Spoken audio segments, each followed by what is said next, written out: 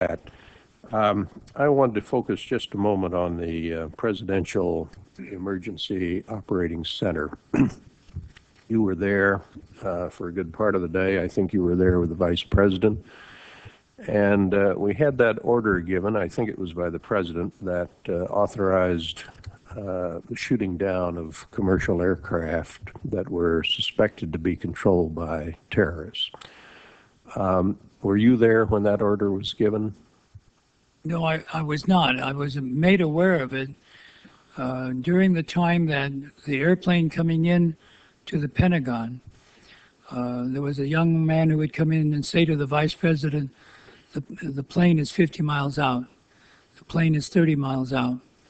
And when it got down to the plane is 10 miles out, the young man also said to the Vice President, do the orders still stand? And the Vice President turned and whipped his neck around and said, of course the orders still stand.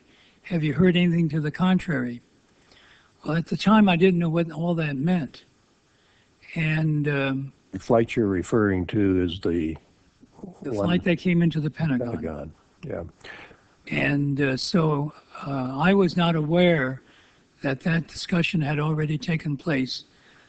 And but in listening to the conversation between the young man and the Vice President, then at the time I didn't really recognize the significance of that. And then later I heard of the fact that the airplanes had been scrambled from Langley to come up to DC, but those planes were still about 10 minutes away. And so then at the time we heard about the airplane that went into Pennsylvania, then I thought, oh my God, did we shoot it down? And then we had to, with the Vice President, go through the Pentagon to check that out.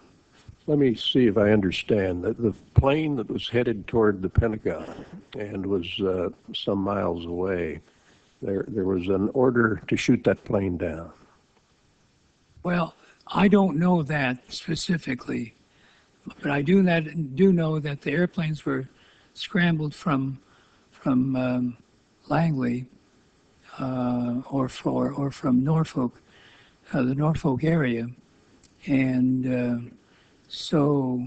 But I did not know about the order specifically, other than listening to that other conversation. But there very clearly was an order to shoot commercial aircraft Subsequently, down. I found that out.